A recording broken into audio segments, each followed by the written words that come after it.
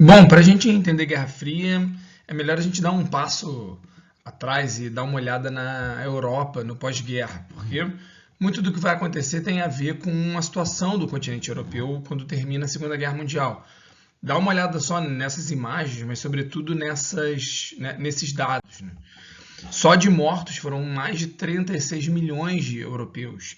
Se você pegar por cada país, olha que absurdo, né? Um em cada 125 ingleses, um em cada 77 franceses, um em cada 15 alemães, um em cada 11 soviéticos e um em cada 5 poloneses. É um número muito absurdo e óbvio que isso ia gerar problemas a curto, médio e até longo prazo. Deslocados e refugiados, que é um problema gigantesco no pós-guerra, são mais de 13 milhões de alemães fora do território alemão quando termina a guerra. E esses caras têm que ser repatriados, mas muitos são prisioneiros, não é uma situação tão fácil assim. Mais de 500 mil judeus estrangeiros na Alemanha, sendo que muitos desses judeus não são bem-vindos nos seus países de origem ou em outros países. Há um grande problema de para onde enviar esses judeus que estavam, enfim, em campos de concentração na Alemanha ou, enfim, em algum lugar conquistado pela Alemanha. 1 milhão de franceses na Alemanha, ou seja, prisioneiros franceses que foram levados para a Alemanha, e 7 milhões de prisioneiros de outros países, sobretudo alemães, na União Soviética. Então é muita gente, esse transporte era difícil, era complicado, enfim, essa massa de gente custava caro, custava dinheiro, não estava produzindo, estava precisando de recurso, era uma engenharia social muito complicada, mas não para por aí. Se você pensar na destruição, né, não só a foto que você está vendo aí, não sei se essa foto é Berlim também, na União Soviética mais de 70 mil vilas e cidades totalmente destruídas. Elas deixaram de existir simplesmente. Tem que começar do zero. Na Alemanha, 75% das residências estão inabitáveis. Isso é um número muito alto, né? Na França, 500 mil residências destruídas só no último ano da guerra. E a Iugoslávia, um dos países que mais sofreu, talvez a Polônia tenha sofrido mais, mas a Iugoslávia é um dos que mais sofreu, porque sofreu no avanço alemão e depois na libertação, entre muitas aspas, soviéticos. A Iugoslávia perdeu 1/4 da sua população, 60% das estradas, 75% das terras cultivadas. Imagina o tempo que não demora e o esforço que não é necessário para recuperar isso aí. Visualmente, a destruição em alguns lugares é, enfim, indiscutível, né? Stalingrado também, uma das cidades mais atacadas, olha aí, né? Era uma cidade densa, totalmente construída, parece uma cidade que está sendo levantada. E Berlim, você vê ali à esquerda em cima uma ponte destruída, se você olhar perto do rio, né, aquilo ali tudo era habitação que foi destruída. Essa catedral existe ainda, ela foi reformada, mas ela também, enfim, pegou fogo, foi bombardeada. E essa é a situação geral, assim, óbvio, né, Alemanha mais, Polônia mais, União Soviética bastante, sobretudo na parte europeia. Mas, de qualquer maneira, o panorama é esse e todas as potências sofreram muito. Isso é Varsóvia, né? Como eu disse, um dos lugares que mais sofreu. O que é interessante nessa foto é que tem um casal ali à direita. Agora, pô, vai querer namorar assim lá em casa, né? Os caras vão pro meio dos escombros para namorar. Ainda tem um chato tirando foto deles, né? Enfim, acho que não era o dia deles. Bom, isso vai ter uma série de implicações na cultura. A mais geral é o fim do eurocentrismo. É óbvio que depois da Primeira Guerra Mundial, o eurocentrismo já tinha tomado uma primeira pancada, os europeus já tinham, enfim, tido que repensar essa ideia de que eles eram o centro da civilização por conta da barbárie da Primeira Guerra Mundial, mas após a Primeira Guerra Mundial eles continuam tendo os maiores impérios, continuam sendo uma grande referência, a cultura europeia viveu um momento de efervescência ali depois no pós-Primeira Guerra, mas agora, com a Segunda Guerra Mundial, com o fim da Segunda Guerra Mundial, ficou claro que a cultura agora vai partir, vai emanar de outros centros, que obviamente Estados Unidos e União Soviética. Bom, não só a cultura, né? Na verdade, toda a cultura, política e economia vão ter seus centros, ter os seus polos nesses dois países. Na economia é fácil de entender, é óbvio, né? A economia europeia está fraca, desorganizada, e no leste europeu, então, que sofreu essa dupla invasão, uma primeira invasão alemã e depois uma libertação, entre aspas, soviética, que no fundo foi uma outra invasão, as economias ficaram completamente arrasadas, a gente viu, né? Mais de 70% de agricultura destruída, residências destruídas. Só para vocês terem um exemplo do grau de dificuldade que essas economias vão ter no pós-guerra, na Hungria, $1 é equivalente a 5 quintilhões de pengos. Não sei se o que é mais impressionante é o fato de existir o número 5 quintilhões, ou se a moeda da Hungria se chama pengos, né? Mas o fato é, $1 vale 5 quintilhões de pengos. O que isso significa? Que não tem dinheiro.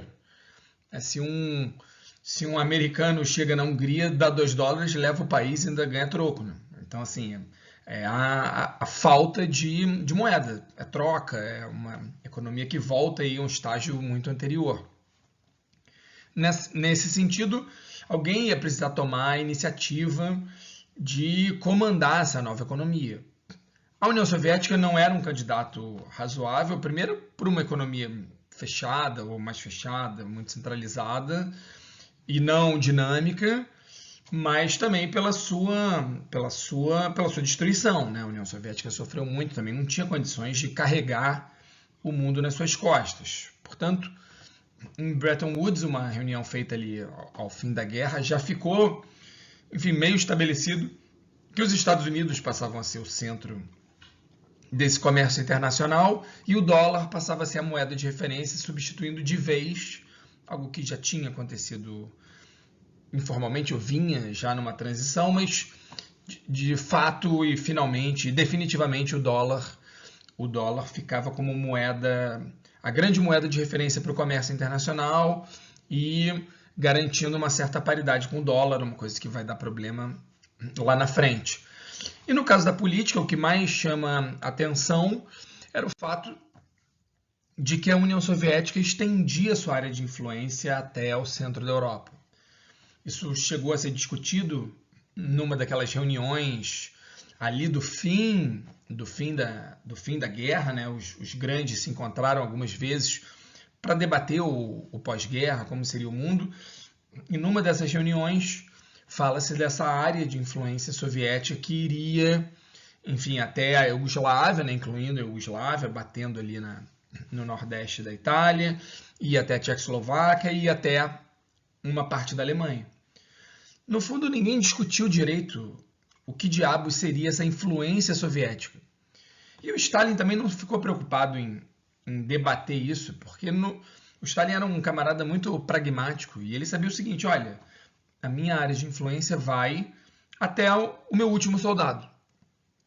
Onde tem soldado soviético, aquilo ali vai ser a minha área de influência. E ele sabia internamente que o que é ser uma área de influência soviética? É ser um território completamente dependente e subordinado aos interesses da União Soviética. Isso, ao longo do tempo, foi ficando muito claro como o Stalin e os outros governantes soviéticos usavam o leste europeu para o benefício, não é nem do povo soviético, mas, enfim, de uma cúpula, da cúpula soviética. Isso não estava tão claro assim. Muitas pessoas temiam que fosse isso que ia acontecer, a gente vai falar disso mais para frente, mas, de alguma maneira, as pessoas em geral de esquerda, simpáticas ao Stalin, à União Soviética, ao comunismo, não viam dessa maneira, achavam que simplesmente ia ser uma área onde o comunismo ia florescer. E no fundo não foi assim, mas isso não estava tão claro. E para o imediatamente pós-guerra, mais decisivo do que essa área de influência soviética sobre o leste europeu foi o fato de que eles decidiram dividir a Alemanha. Olha, não dá para deixar a Alemanha forte, a Alemanha foi penalizada na Primeira Guerra Mundial, olha o que aconteceu. Então a Alemanha vai ficar dividida em 4 pedaços e cada pedaço é administrado por um grande. Então vocês veem na imagem aí, você tinha uma área soviética, uma área britânica, uma área americana e uma área francesa. E mais curioso e mais perigoso que isso era o fato que Berlim que vocês estão vendo ali bem à direita em cima, né, escrito a capital, portanto uma área de bastante prestígio, mas uma área dentro da área soviética. Lembrem que são os soviéticos que chegam primeiro a Berlim e, enfim, e tomam Berlim, tomam a capital, então, enfim, não tinha muita discussão sobre isso. Mas o fato é que Berlim também acaba sendo dividido. Então a imagem que vocês estão vendo esse mapa que vocês estão vendo nessa imagem mostra Berlim. Então você tem uma divisão da Alemanha em 4 pedaços, mas você tem também a divisão de Berlim em 4 pedaços. Não exatamente idênticos, mas entre os mesmos 4 países, né? França, Inglaterra, Estados Unidos e União Soviética. E é aqui, em Berlim, é por conta dessa divisão, é daí que vai surgir o problema que vai gerar o primeiro grande conflito, a primeira grande oposição entre Estados Unidos e União Soviética, e, portanto, o conflito que é considerado por muitos como o início da Guerra Fria. Mas a gente vê isso depois.